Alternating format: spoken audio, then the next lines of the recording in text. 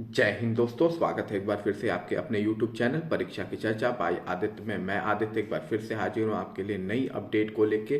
तो अपडेट में जाने से पहले सबसे पहले जो भी मेरे चैनल पे नए हैं प्लीज़ मेरे चैनल को लाइक और सब्सक्राइब जरूर कीजिए, सब्सक्राइब जरूर कीजिए, सपोर्ट कीजिए, सब्सक्राइब करिए और वीडियो को शेयर भी जरूर करिए। तो चलिए चलते हैं अपडेट की ओर कि आज की लेटेस्ट न्यूज़ क्या क्या है।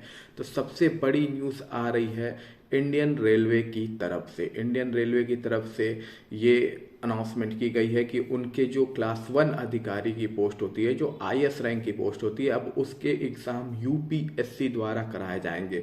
इस पोस्ट का उन्होंने जो नाम रखा है वो नाम है आईआरएमएस।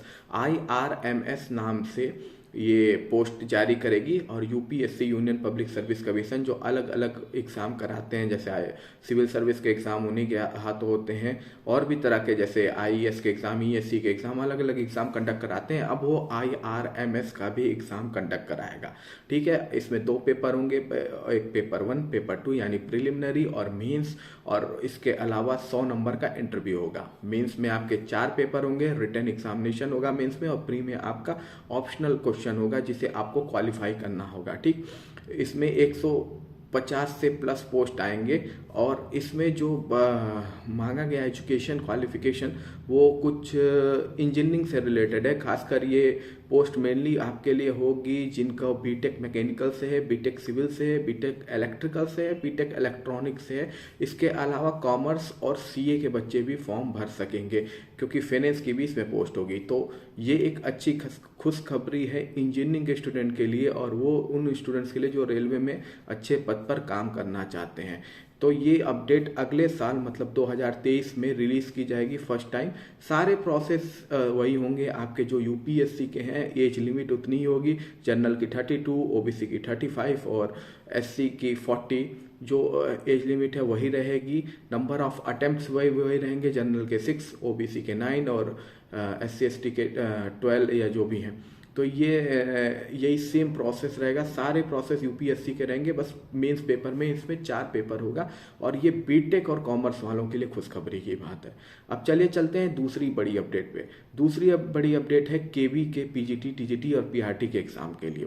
केवी के जो पीजीटी, टीजीटी और पीआरटी के एग्जाम है उसमें पहले क्या था, पिछली साल ये हुआ था जब इससे पहले रिक्रूटमेंट हुई थी कि जो बच्चे सीटेट भरे हुए थे और उन्होंने सीटेट क्वालिफाई नहीं किया था उन्हें भी मौका दिया गया था। पर इस बार क्या किया गया है, पीआरटी में ये मौका हटा दिया गया है। मतलब जो बच्चे सीटेट भरे हैं पर सीटेट का एग्ज़ाम अभी कंडक्ट नहीं हुआ है तो वो बच्चे के पास अगर सीटेट का स्कोर कार्ड नहीं है तो वो एप्लीकेशन फॉर्म नहीं भर सकते हैं, जबकि पिछली बार ये सुविधा उनको दी गई थी। दूसरी बात उसमें कि सिलेबस में काफ़ी चेंज की गई है, पेपर के पैटर्न में चेंजिंग की गई है। सॉरी, मैं कह रहा हूँ सिलेबस में नहीं, पेपर के पैटर्न में चेंजिंग की गई है। पहले 150 नंबर के क्वेश्चन होते थे, अब 180 नंबर के क्वेश्चन होंगे। हर एक क्वेश्चन एक एक मार्क्स का होगा और टीजीटी में हमारे ख्याल से 100 क्वेश्चन जो है सब्जेक्ट से रिलेटेड भी बढ़ाए गए हैं।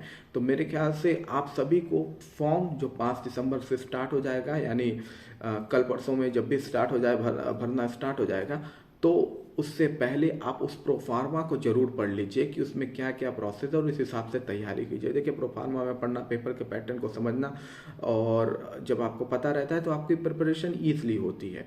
तो चलिए चलते हैं तीसरी बड़ी अपडेट पर। अब तीसरी बड़ी अपडेट आपकी video UP triple S C video की जो परीक्षा थी जिसके लिए डिमांड हो रही थी कि री एग्ज़ाम, तो वीडियो का जो री एग्ज़ाम है वो पता चला है कि यूपी ट्रिपल एस सी की तरफ से ये कहा गया है कि वो अप्रैल तक में होगा, मतलब मार्च से अप्रैल के बीच में होगा। ज़्यादातर चांसेस हैं अप्रैल में। ठीक है, तो वीडियो का जो री एग्ज़ाम के लिए बच्चे डिमांड कर रहे थे वो एग्जामिनेशन अप्रैल 2023 की ओर शिफ्ट कर दिया गया है। ठीक है, इसके बाद आपका जो एएसओ का रिजल्ट है, काफ़ी बच्चे कह रहे हैं sir UP triple S C ASO का रिजल्ट कब आएगा। जैसे मैंने कुछ प्रीवियस कमेंट पढ़े तो उसमें कट ऑफ जब मैंने बताया था तो रिजल्ट की भी बात हुई थी।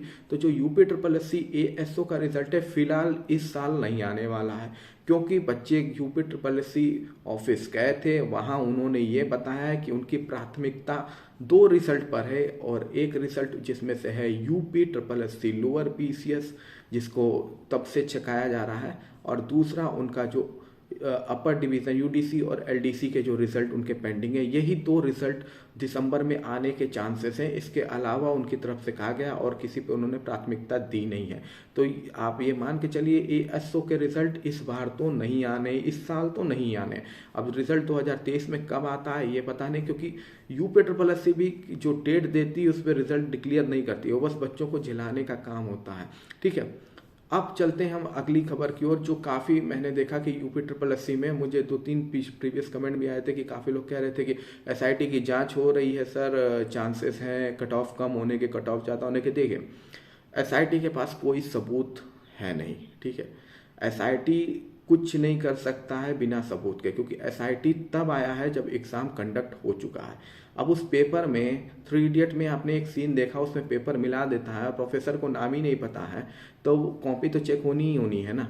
तो वैसे ही एसआईटी की सिचुएशन है। अब एसआईटी शक के आधार पे या कुछ ऐसे बच्चों को वो उठा भी लेता है और संजोग से वो बच्चे पकड़े भी जाते हैं, तो इसकी मात्रा ये मान के चलिए 150 से ज़्यादा नहीं हो पाएगी अगर ऐसा होता है, क्योंकि ऐसी कोई अपडेट तो अभी ना एसआईटी की तरफ से आई है ना यूपीएससी की तरफ से आई है। ठीक है, तो ये आप मान के चलिए कि जब हमारे पास सबूत ही नहीं है तो हम पकड़ेंगे किसको। ठीक है, 15,000 देखिए जो बात कही जाती है वो एक अंदाजा मार दिया जाता है, पर रियल फैक्ट ये है बिना सबूत के तो आप कातिल को भी कातिल नहीं प्रूफ कर सकते हैं। एक केस आप रिसेंटली देख भी रहे हैं, तो उसमें देख रहे हैं ना, पुलिस के पास कोई सबूत नहीं है, नार्को टेस्ट एक्सेट्रा सब कर लिए, लेकिन है नहीं। तो बिल्कुल वही सिचुएशन यहाँ पे भी है। तो अगर आप ये उम्मीद करके रह रहे हैं कि बहुत बड़ा एसआईटी की हाथ कुछ लगने वाला है, तो कुछ भी लगने वगने वाला है नहीं। ठीक है, अब बस यही है कि ये बच्चे अगर पकड़ाते नहीं हैं तो फिर कट ऑफ आप ये मान के चलिए बहुत ऊपर जाने वाला है, क्योंकि भाई नकलचियों का कट ऑफ है तो अमूमन है कि जब कॉमन नंबर पाने वाले ही 80 से प्लस होंगे तो फिर कोई कट ऑफ का क्या मतलब हो जाएगा। तो खैर ये चांसेस बहुत कम है कि बच्चे पकड़ाने वाले हैं एसआईटी के जांच में भी। तो बाकी लोग जो भी कह रहे हो, पर ऑफिशियली अपडेट देखिए कुछ भी नहीं आया है, और फैक्ट भी ये है कि बिना सबूत के आप किसी को पकड़ नहीं सकते हैं। ठीक है, वो तो अगर ऑन स्पॉट नहीं पकड़े तो नहीं पकड़ सकते हैं।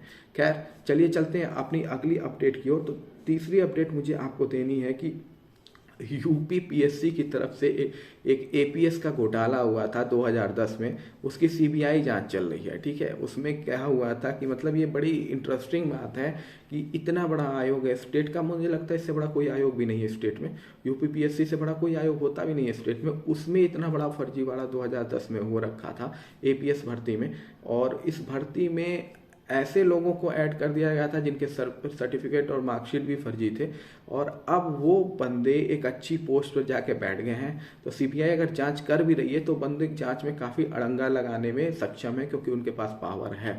तो अब ये बात मुझे समझ में नहीं आती है, जो चीज़ को तुरंत करने की ज़रूरत होती है हमारे देश में वो चीज़ एकदम बिगड़ने के बाद होता है, ताकि बेस्ट से बेस्ट एजेंसी भी अगर आ जाए तो वो मतलब चौपट को चीज़ को सुधार ना सके, मतलब इतना चौपट कर दिया जाता है।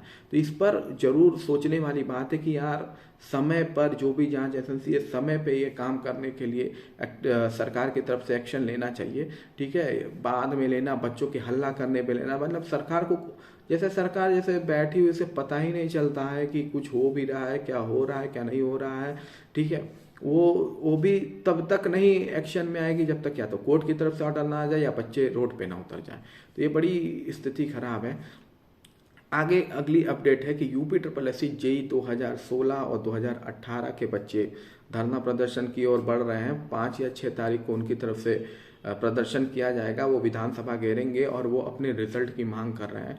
ये बड़ी इंटरेस्टिंग है, मुझे भी अच्छे से याद है कि एक बार 2013 का जेई का एग्ज़ाम हुआ था, जिसका रिजल्ट इन्होंने डिक्लेयर किया था 2020 में, मतलब 7 साल के बाद इन्होंने रिजल्ट डिक्लेयर किया था। उसके बाद सीधे ये एग्ज़ाम हुआ था 2016 का, जिसका रिजल्ट अभी पता है नहीं, और 2018 का जिसका रिजल्ट अभी पता है ही नहीं।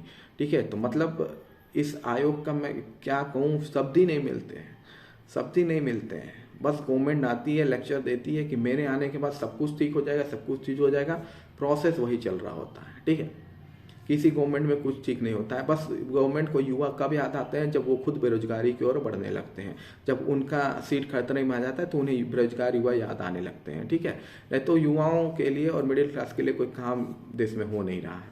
ठीक है, इसके अलावा और एक इम्पॉर्टेंट परीक्षा के बारे में मुझे आपको अपडेट करना था, वो था मुख्य सेविका परीक्षा। ठीक है, मुख्य सेविका परीक्षा जो है वो आपकी कंडक्ट होने वाली है। यूपी ट्रिपल एससी का जो अगला एग्जाम कोई भी कंडक्ट होगा वो यही होगी, मुख्य सेविका परीक्षा। मतलब यूपी ट्रिपल एससी के ने ये कह रखा है कि अगली जो भी परीक्षा है वो मुख्य सेविका परीक्षा है।